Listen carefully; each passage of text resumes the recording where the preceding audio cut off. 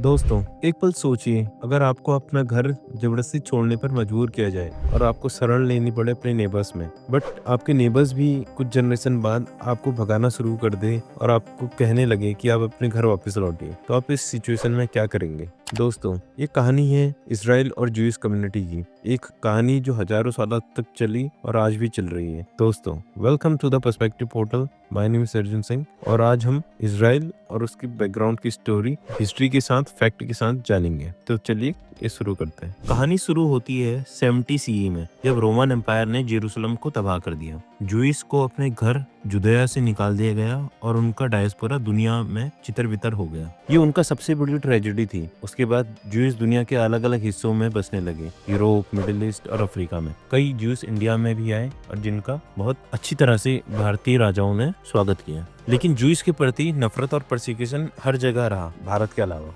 Medieval Europe में उन्हें अलग अलग मोहल्लों में रखा गया और उन्हें मजबूर किया गया अलग अलग चीजों के लिए। कई जगह उन्हें ब्लेम किया गया प्लेग्स और फाइनेंशियल इंस्टेबिलिटी के लिए। लेकिन एक और पीरियड था जो ज्यूइश के लिए मिक्स था, ओटोमन एम्पायर का। 15th सेंचुरी में ओटोमन एम्पायर, जो एक इस्लामिक कैलिफेट था, ने अपने रूल के अंदर ज्यूइश को शरण दी। ये तब हुआ जब स्पेन ने 1942 में ज्यूइश को अपने देश से निकाल दिया। इसे स्पेनिश एक्सपल्सन कहते हैं। सुल्तान बाइद सेकंड ने उन्हें ओटोमन टेरिटरीज में बसने का मौका दिया। इस्तांबुल, थेसालोनिकी और इजमिर जैसे शहरों में ज्यूइश कम्युनिटीज फिर से बस गई। लेकिन ओटोमन एम्पायर के अंदर भी हर जगह उनका जीवन आसान नहीं था। ज्यूइश के ऊपर धिम्मी का स्टेटस लगाया गया। इसका मतलब था कि उन्हें रिलीजियस टॉलरेंस के बदले हायर टैक्सेस देने पड़ते थे और कुछ सिविल राइट्स नहीं मिलते थे। इसके अलावा उन्हें कभी कभी लोकल टेंशंस और डिस्क्रिमिनेटरी लॉज का सामना भी करना पड़ता था। ओटोमन एम्पायर में ज्यूइश का जीवन यूरोपियन परसिक्यूशन के मुकाबले थोड़ा बेटर था,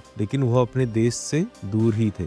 19th सेंचुरी के एंड तक यूरोप में एंटीसेमिटिज्म अपनी चरम सीमा पर था। थियोडोर हर्जिल ने जियोनिस्ट मूवमेंट की शुरुआत की, जिसका मकसद था कि एक देश का निर्माण जहां ज्यूस अपनी मर्जी से रह सके, अपने प्राचीन घर यानी फिलिस्तीन में। फिर आई 20th सेंचुरी की सबसे बड़ी ट्रेजेडी, हॉलोकॉस्ट, 1939 से 1945 के बीच। हिटलर के नाजी जर्मनी ने 6 मिलियन ज्यूस को मास मर्डर किया। ये जेनोसाइड ने दुनिया को हिलाकर रख दिया और ये सोचने पर मजबूर कर दिया कि ज्यूस के लिए एक अपना देश होना जरूरी है। 1947 में यूनाइटेड नेशंस ने एक प्लान प्रपोज किया, फिलिस्तीन को 2 पार्ट्स में बांटने का, एक ज्यूस स्टेट और एक अरब स्टेट। ज्यूस ने इस प्लान को एक्सेप्ट किया, लेकिन अरब नेशंस ने इसे रिजेक्ट कर दिया। 14 मई 1948 को डेविड बेन गुरियन ने स्टेट ऑफ इसराइल की स्थापना की, लेकिन अगले दिन ही इजिप्ट, जॉर्डन, सीरिया, इराक और लेबनान ने इसराइल पर हमला कर दिया। इस युद्ध में 7 लाख फिलिस्तीनियन को अपने घर छोड़ने पर मजबूर किया गया।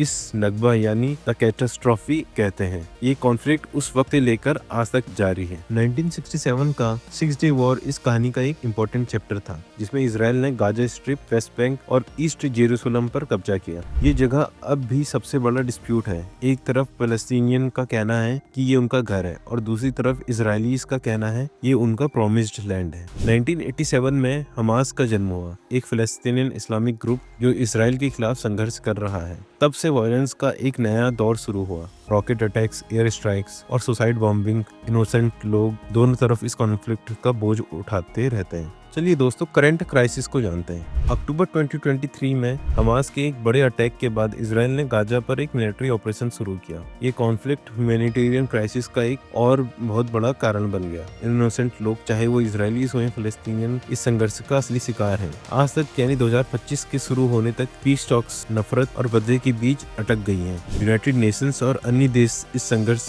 का एक पीसफुल सॉल्यूशन ढूंढने की कोशिश कर रहे हैं, लेकिन अब तक सफलता नहीं मिली है। दोस्तों, इसराइल कई बार जंगों में पार्टिसिपेट कर चुका है और हर जंग जीता है, क्योंकि ये उसकी एग्जिस्टेंस की लड़ाई है। दोस्तों, आपने बचपन में टॉम एंड जेरी कार्टून तो देखा ही होगा। उसमें हम सब जेरी का सपोर्ट करते हैं और टॉम हर बार उसमें हारता भी है। टॉम अपने एक वक्त के खाने के लिए जेरी को अटैक कर रहा होता है और जेरी अपने एग्जिस्टेंस के लिए लड़ाई कर रहा होता है। इसीलिए इसराइल आज तक एक जंग नहीं हारा, क्योंकि अगर वो हारेगा तो अपने अस्तित्व को खो देगा। ये कहानी सिर्फ एक लैंड डिस्प्यूट की नहीं है, ये एक रिमाइंडर है कि शांति और न्याय कितने मुश्किल होते हैं जब नफरत और बदला दोनों तरफ हो। आपका क्या मानना है? क्या इस कॉन्फ्लिक्ट का कभी एंड होगा? अपने विचार कमेंट्स में जरूर शेयर कीजिएगा और अगर ये वीडियो आपको इंसाइटफुल लगा तो इसे लाइक, शेयर और उस चैनल को सब्सक्राइब जरूर कीजिएगा। जय हिंद।